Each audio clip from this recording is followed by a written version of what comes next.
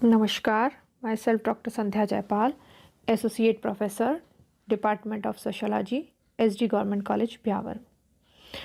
आज का हमारा टॉपिक है अवलोकन की विशेषताएं, कैरेक्टरिस्टिक्स ऑफ ऑब्जर्वेशन। अवलोकन की जो महत्वपूर्ण विशेषताएं हैं वो क्या क्या हैं, उसके बारे में हम बात करना चाहते हैं आज। अवलोकन क्या है ये हम सभी जानते हैं कि अवलोकन प्राथमिक सामग्री संकलित करने की एक प्रत्यक्ष और महत्वपूर्ण प्रविधि है। इसमें अध्ययनकर्ता घटनाओं को देखता है, उनको सुनता है, समझता है और जो भी संबंधित सामग्री है जो उसके अध्ययन से संबंधित है उस सामग्री का संकलन वो करता है।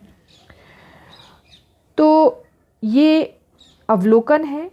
अवलोकन की कुछ अपनी विशेषताएं हैं जिनके बारे में हम बात कर लेते हैं। पहली जो इसकी विशेषता है वो हम लेते हैं मानव इंद्रियों का प्रयोग, यूज़ ऑफ ह्यूमन सेंसेस। यानी अवलोकन की विधि में मानव इंद्रियों का पूर्ण और व्यवस्थित प्रयोग किया जाता है। मानव इंद्रिय से तात्पर्य यहाँ नेत्रों से है। नेत्र मानव इंद्रिय है, कान भी क्या है, मानव इंद्रिय है, वाणी भी क्या है, मानव इंद्रिय है।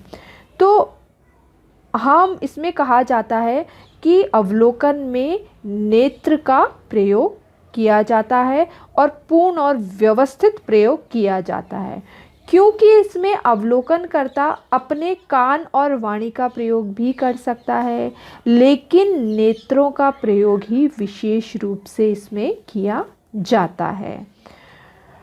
नेत्रों के द्वारा वो क्या करता है, घटनाओं को निरीक्षण करता है और जो भी सामग्री उसे चाहिए या जानकारी उसे चाहिए वो संकलन के लिए नोट कर लेता है।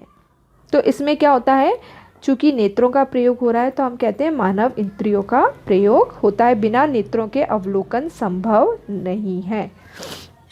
दूसरी जो इसकी विशेषता है प्राथमिक सामग्री का संकलन, कलेक्शन ऑफ प्राइमरी डाटा।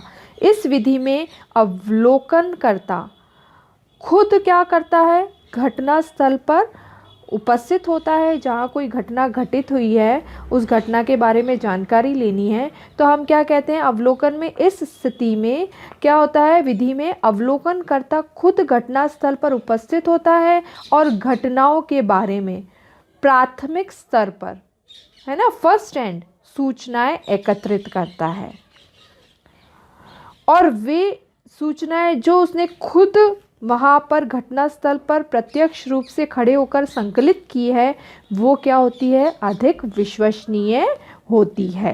तो ये प्राथमिक सामग्री का संकलन इसकी एक विशेषता है। तीसरी इसकी विशेषता है सूक्ष्म, गहन और उद्देश्यपूर्ण अध्ययन, minute, deep and purposive study.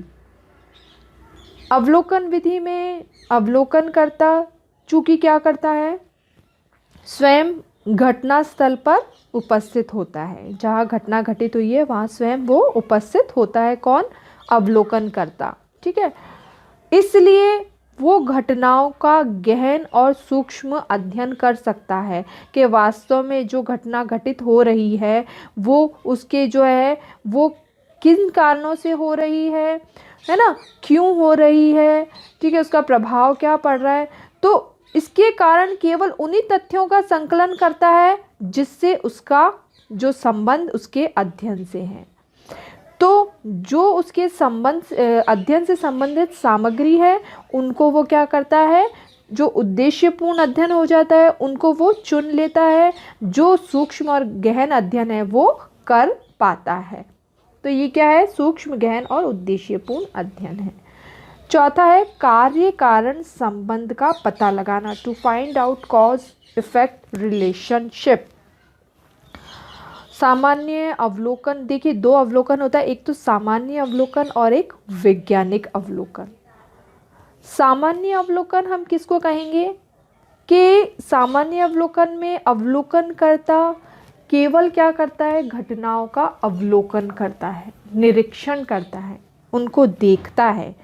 लेकिन वैज्ञानिक अवलोकन में उसमें वो घटनाओं का अवलोकन तो करता है, लेकिन उसका अवलोकन करके वो उसके कार्य और परिणामों की भी खोज करता है कि ये घटना किन कारणों से घटित हुई है और इस जो घटना है उसके परिणाम क्या क्या होंगे, इसकी भी वो खोज करता है, जिनके आधार पर वो क्या करता है, किसी भी सिद्धांत का निर्माण कर पाता है या सिद्धांत निर्माण की ओर बढ़ता है और वास्तविकता का क्या करता है, पता लगाता है। तो यह जो हमने बात करी यहाँ सामान्य और वैज्ञानिक अवलोकन के बारे में, तो ये जो अवलोकन है उसका क्या सबसे प्रमुख विशेषता क्या है, कार्य कारण संबंधों का पता लगाना। पांचवी जो इसकी अवलोकन की विशेषता है वो है निष्पक्षता, इम्पार्शियलिटी।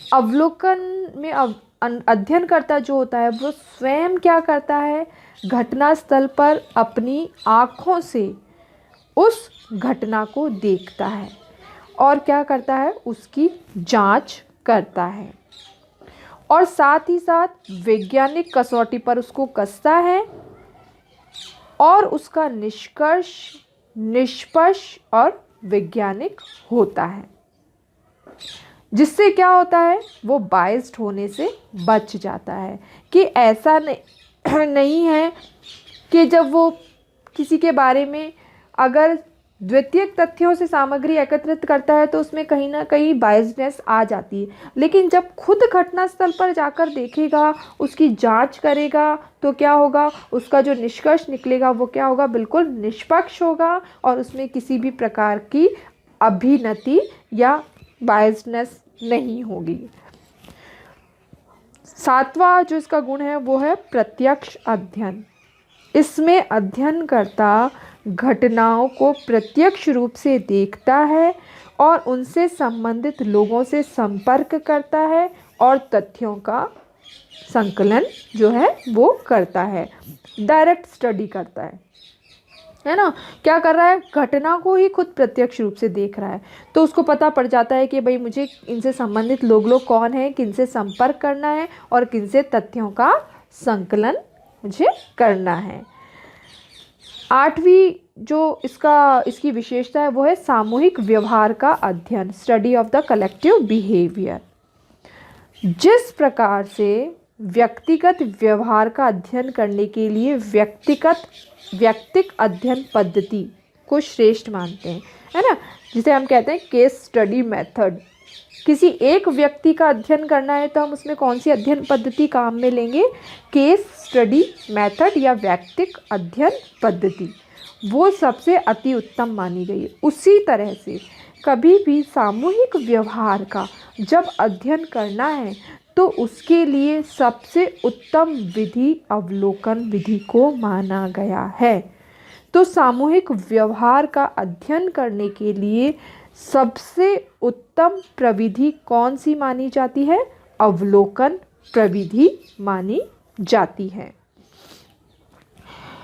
इसी तरह से अवलोकन की जो 9th विशेषता है उसके बारे में जब हम बात करते हैं तो हम कह सकते हैं अवलोकन विचार पूर्वक किया जाने वाला अध्ययन है, डेलिब्रेट स्टडी है।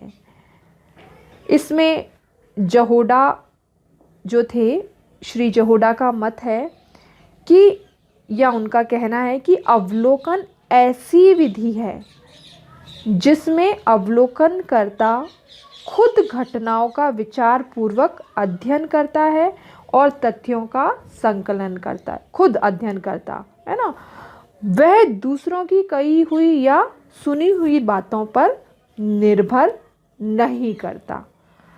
मतलब खुद क्या करता है, अवलोकन के अंतर्गत उसको देखता है जो घटना घटित हो रही है, उसके बारे जो घटना को देख करके अध्ययन करता है, घटना को देख करके तथ्यों का संकलन करता है, ना कि दूसरी सुनी हुई बातों पर निर्भर होता है। और अवलोकन की यही विशेषताएं जो हमने ऊपर देखी, इन्हीं विशेषताओं के कारण इस प्रकार की विधि, अवलोकन विधि को विश्वसनीय और वैज्ञानिक विधि की एक महत्वपूर्ण प्रविधि माना गया है। तो यह अवलोकन विधि की विशेषताएं। धन्यवाद।